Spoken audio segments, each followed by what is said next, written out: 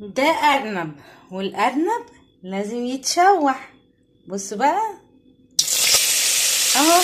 والاهم من الارنب راس الارنب، هي اللي هتعمل احلى شوربه مفيده طبعا.